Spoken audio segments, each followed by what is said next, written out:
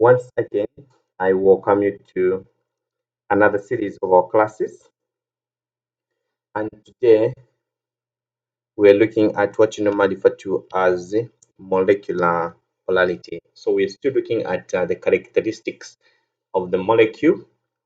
In the previous slides, we looked at how molecules are actually shaped, or the geometry of molecules.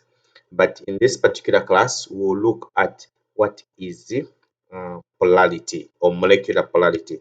So a few things that we have to define is that we have to ask ourselves questions.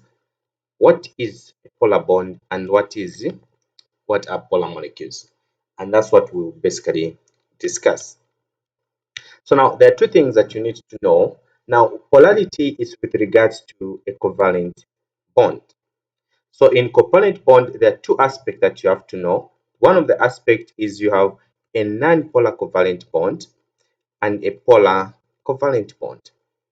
So in a non-polar covalent bond, you have an equal sharing of electrons. Then in a polar covalent bond, there is an equal. So this is equal, then an equal. So basically, for example, you can have hydrogen molecule. Hydrogen molecule is H2. So if you are to draw the structure, it would be H like this. So this is equal sharing. So ideally, you expect this molecule to be a non-covalent, so a non-polar covalent bond. Then on the other side, you have hydrogen chloride, right? So when you draw the structure, it would be hydrogen chloride like this. So now what you get, there is hydrogen here, there is chloride here. So what it means that the electrons are not shared equally. And this is what you normally call as a polar covalent bond. Now let's dig into details and see or discuss further what we are talking about here.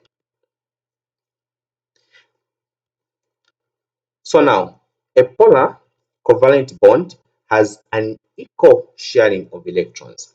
And the best example that you get is the hydrogen chloride.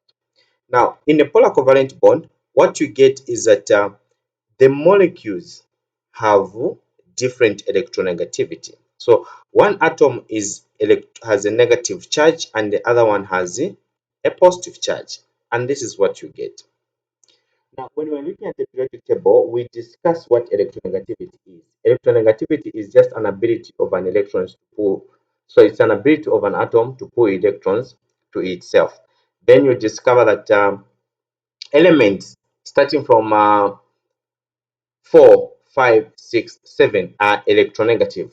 And the most electronegative atoms are those in group 7. So electronegativity reduces as you start from group 7 to group 1. So group 7 have the highest, then group 1 have the lowest. So now what you get is that if a molecule is formed between those two bonds and there's an equal share of electrons, what you expect is that you expect the molecule to have a polar covalent bond. So what you get is you have hydrogen bromide.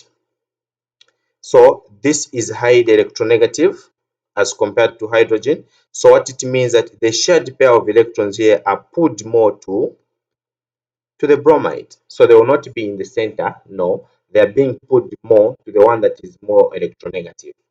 So now what it means is that since they are being pulled more to one that is electronegative, this will form what you normally call as a partial, indicated with this symbol, a phi minus, and this is more or less, hydrogen is more or less losing electrons. So this is indicated by a positive like that. So the reason why you have this symbol and the negative, it's because the electrons have not completely moved. So what you get, you have hydrogen bromide. Bromine is more electronegative than hydrogen, so you expect it to pull electrons. So in this bond, what you have is that the shared pair will be more on the bromine. So in this particular covalent bond, the bromine will be acting as though it has received electrons. So any atom that receives electrons forms a negative charge. And since the electrons have not gone to complete bromine, it has what you normally refer to as a partial. So the partial is indicated by this symbol and a negative charge. So you have a partial negative charge and a partial uh, positive charge. Then you go to a non-covalent, so a non-polar covalent bond. So in a non-polar covalent bond, the electrons are shared equally. For example, you have diatomic molecules, chlorine, nitrogen, and oxygen. So if you have chlorine like this, the electronegativity of this chlorine and this chlorine are the same. So meaning the shared pair of electrons will be in the center. So these molecules like this are non-polar covalent bonds. Let's look at the classification of the bonds. You can determine the type of the bond between two atoms by calculating the electronegativity difference. So what determines the polarity is electronegativity. So when you determine the electronegativity difference, you will know what type of a bond it is. So now what you have is that if the difference is from 0 to 0.1, 0.4, this is normally referred to as a non-polar covalent bond. If a difference is 0.5 to 1.9, it's referred to as a polar covalent bond. And if a difference starts from 2 up to 4, these compounds, these molecules are actually ionic. For example, you have hydrogen. Hydrogen, the electronegativity is 2.1. Chlorine, the electronegativity is 3.1. Then what's the difference? The difference would be 3.1 minus 2.1 gives you 1.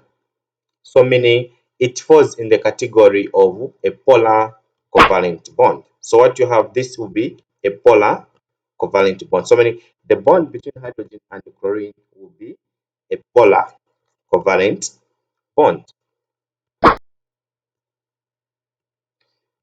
More practical examples. Let's look at ammonia, right? Now ammonia will form 3 bonds like this. Now we are looking at only one single bond like that to see the electronegativity. So we have 3.0 and 2.1 as a difference, and this gives us 0.9.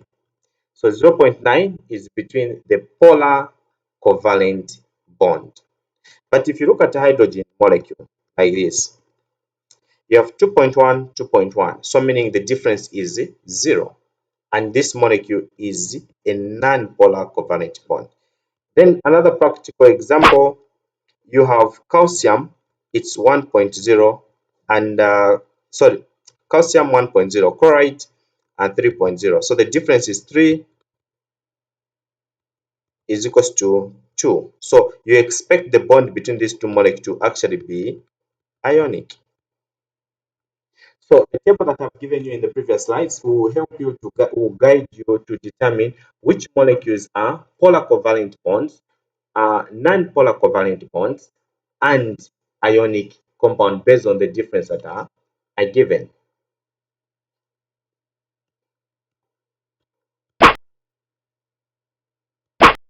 So you have more examples that you can practice for yourself. Okay, how to show the polar bonds, the bond is polar.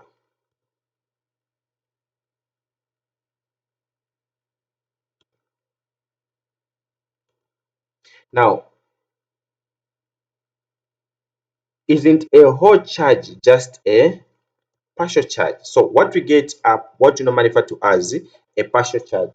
So this means a partial positive charge, and this means a partial negative charge. So the one that has a partial positive charge is less electronegative, and the one that has a partial negative charge is more electronegative.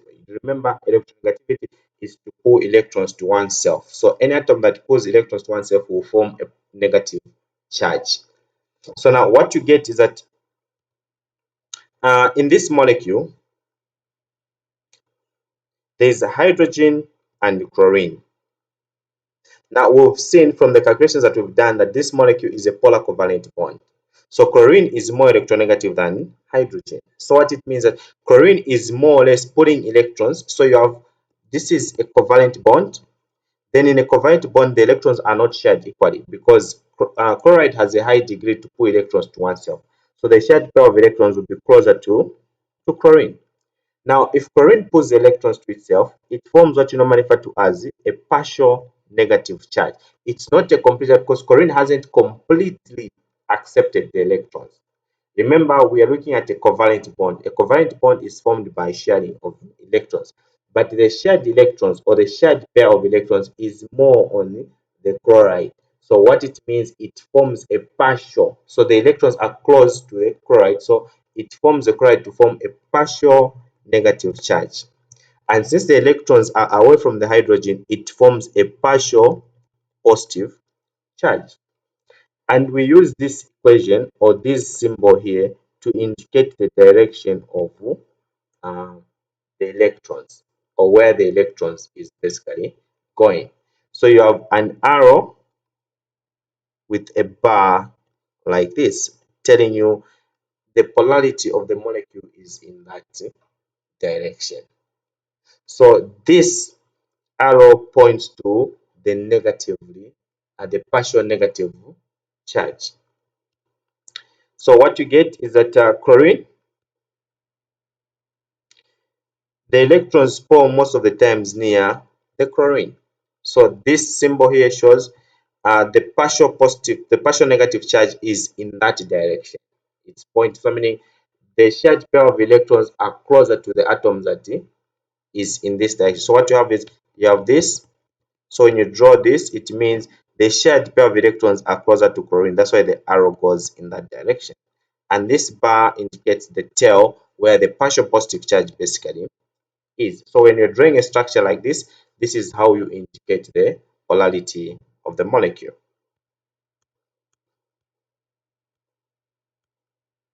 Okay, so what you get is that molecules with a positive and a negative end are two things. A molecule must contain a polar bond. Then the polar bond is determined by electronegativity difference. So the negativity difference will determine the polarity. And one thing that you note is that most of these molecules are actually asymmetric. What it means by asymmetric is that they do not have a line of symmetry. Let's say, for example, you have hydrogen molecule. You can draw a line of symmetry, meaning this side, like this side is equal to that side. But if you have hydrogen chloride like this, there is no line of symmetry, because this is hydrogen, this is chloride, so they're different. So they will not have a line of symmetry. And the molecules that are like this, most of the time, most of them are actually polar covalent molecules. Those that have a symmetry, they are non-polar molecules. Example, you have hydrogen and fluorine. This is a polar covalent molecule. You have water. So hydrogen, so meaning the polarity is going to fluorine because it's a most electronegative atom. Same applies here. You have hydrogen and oxygen. So the oxygen is more electronegative than hydrogen, so the electrons are going in that direction. So this is a polar molecule.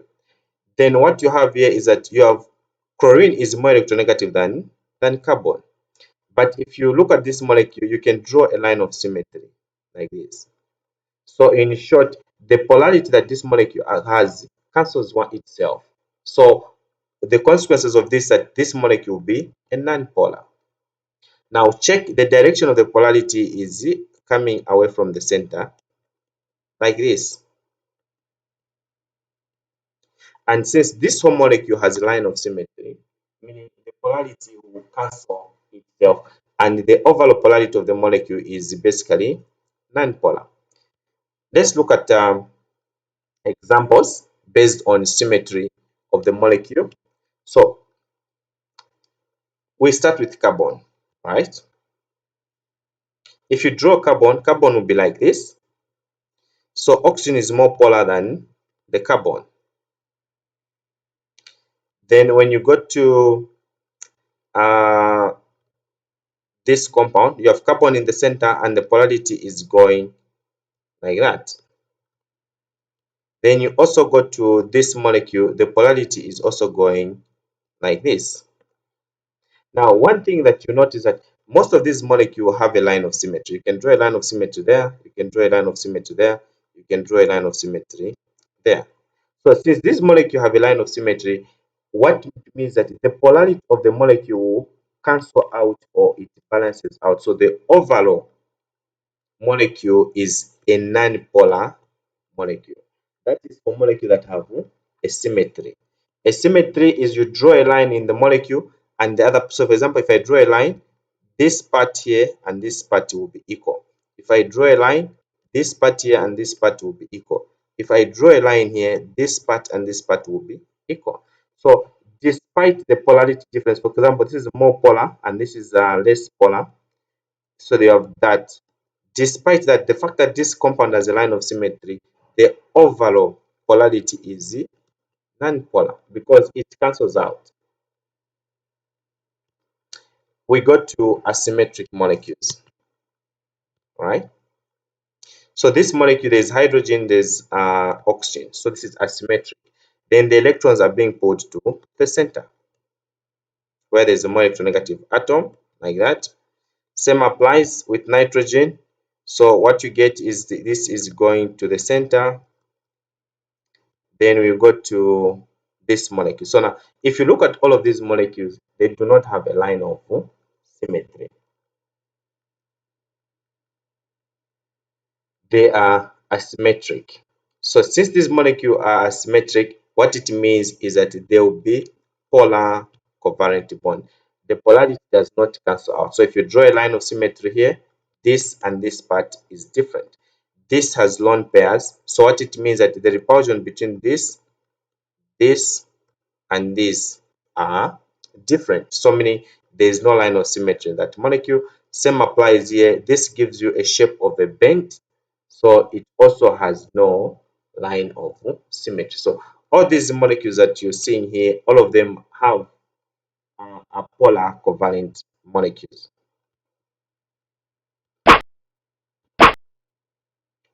So a dipole. Now di means two, then pole means charges. So when you talk about a dipole, what it means, it has two charges. Take for example hydrogen chloride. So there is a partial negative and a partial positive charge. So this molecule has a dipole. So what it means that there is a pole here, there's a negative pole and there's a positive pole. So what you get is that when you have an equal sharing of electrons, a molecule has a dipole. So a dipole is a molecule that has two poles, meaning charges, or region with opposite charges. So a pole is just basically a charge. So dipole means you have two charges, two opposite charges.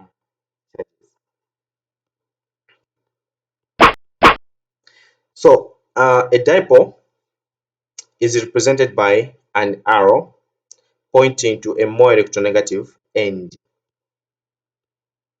So this is a dipole. So there's an arrow pointing to a more electronegative end. Then there's a tail here. So meaning the shared electrons are more in that direction. That's how we draw a dipole represented by this arrow. So there's an arrow pointing to hydrogen, then there's a tail that points up like that. So if you have to indicate the dipole moment of a compound, that's what you do. So let's take for example hydrogen chloride. You have hydrogen and chloride. Chloride is highly electronegative, so it will form a partial negative charge, and this will form a partial positive charge. So meaning the electrons are going towards the hydrogen. So what you have is that this is pointing in that direction, and you have something like this. So that's how you indicate or you represent a dipole of a molecule. Okay, so dipoles, overall dipoles, starting with carbon dioxide. So you know that this is less electronegative and this is more electronegative. So the electrons will be going towards the oxygen. So you have two electrons going there and this going there. So you have, let's say this is a positive and this is a negative. So these two will cancel each other to give you zero. So the overall dipole moment of this molecule is the none. So that's the reason why this molecule is the non-polar covalent, or it has a non-polar covalent bond because they cancel one another. Then if you look at water, the dipole goes in that direction and this goes in that direction. So these do not cancel out. So the overall dipole moment will be drawn like this. So you have this indicating the direction of the dipole moment, this indicating the direction of the dipole. So the overall dipole for this molecule will be written like that.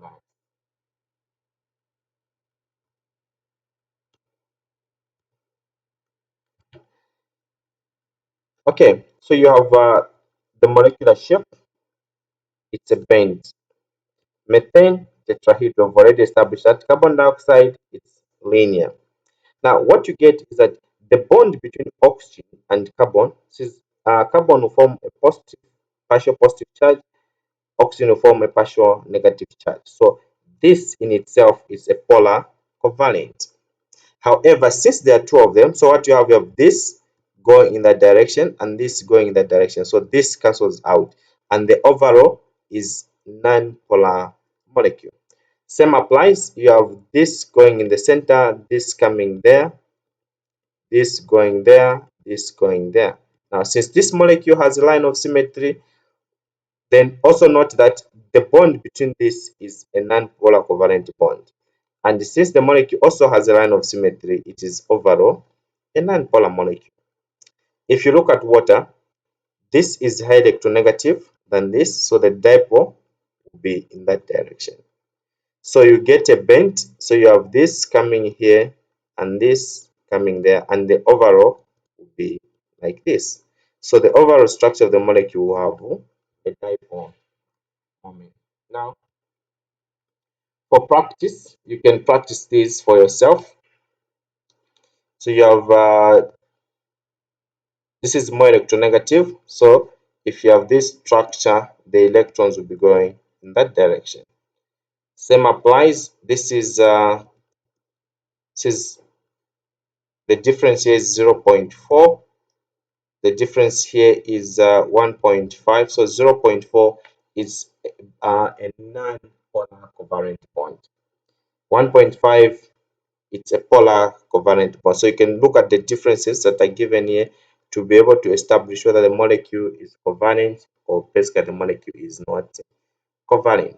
So for practical sense, you have this molecule here. P is 2.1 and Br is 2.8. So the difference is 0.7. So this is a polar covalent bond. And when it forms, you know that this is 2.8. So meaning the electrons are going to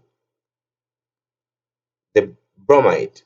Then the phosphorus will form a partial positive charge. So the direction of the dipole will be like that.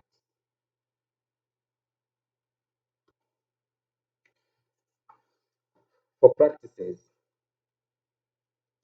is it polar? What's the best thing that you do? You use electronegativity to calculate its polar. So from the examples that we've looked at, non-polar, non-polar, polar, polar, polar.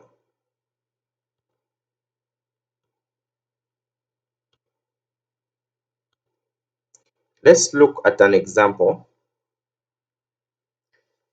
From the electronegativity abbreviated as En values, the periodic and the periodic table trains predict whether each of the following molecules is polar and show the direction of the bond dipoles and the overall molecular dipole when it's applicable.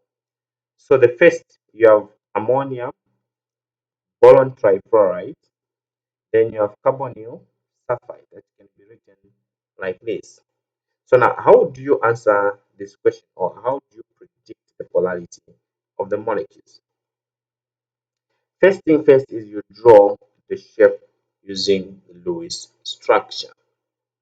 So if you draw the shape, find the En values and combine the concept to determine the polarity. Let's start with ammonium. The structure of ammonium will be like this. So if you draw, what you get, you have this is going there, this is going there, this is going there. So because you know nitrogen is more electronegative than hydrogen. Then since the molecule is asymmetric, you expect the overall polarity to go in that direction. So if we use electronegativity, you know that nitrogen is 3.0, hydrogen is 2.1, the difference will be 0.9. So from this, we know this is a polar covalent bond.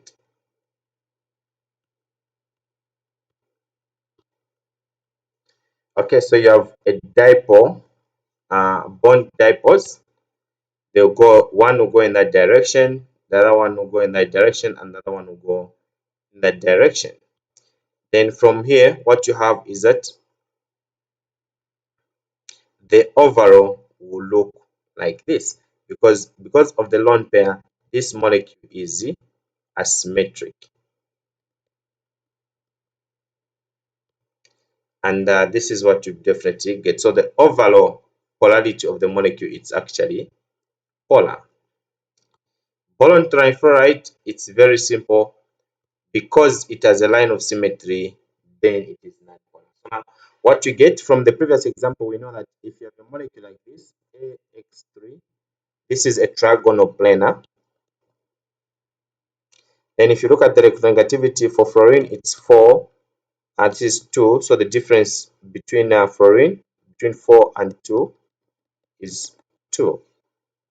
So in short, what you get is that between this bond, the polarity is going in that direction. However, since the molecule is trigonal planar, so you have this, this, and this. So you have polarity coming in that direction, coming in that direction, coming in that direction. But since we can draw a line of symmetry here, what you get is that the overall polarity here is cancelled, like it will be equals to 0. So this is what you have. So the polarity is heading, because this is more electronegative than the bromine.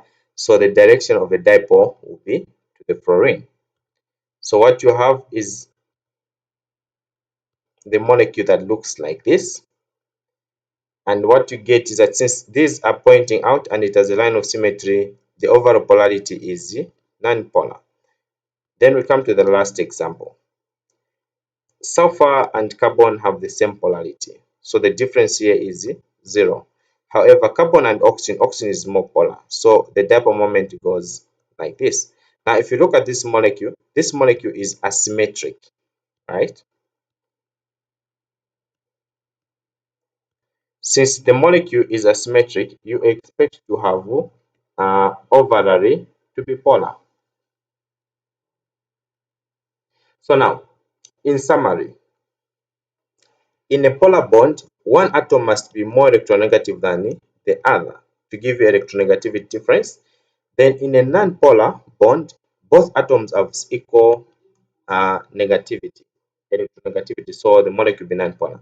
So symmetric compounds are polar molecules, asymmetric and non-polar molecules. Then asymmetric molecules, regardless of their polarity, they are always non-polar. So these are the things that you actually have to establish. So in view of what we've said, let's say for example, a molecule of this. So this is 2.1, this is 2.1, and it has a line of symmetry. So this molecule non-polar covalent. You have hydrogen, fluoride. This is 4.0, this is 2.1. The difference is 1.1. So this is a polar covalent bond. So you can see there's no dipole moment here. Now, this will form a partial negative charge. This will form a partial positive charge. Then the direction of the dipole will be going to the fluoride, the more electronegative, like this. Then you also have a compound that is like this. So this, the geometry. Now, fluorine is more electronegative, so it will be going in that direction, that direction, in that direction. Now, since this molecule has a line of symmetry, so the overall polarity is basically non-polar. Then you can go to the last molecule like ammonium, right? Ammonium will have a lone pair like this, and nitrogen, hydrogen, something like this. So the dipole goes that way, and that way. So the overall dipole is like this. Now this molecule is asymmetric. So you expect it to be polar. So there are two things that you need to know is that symmetric, non-polar,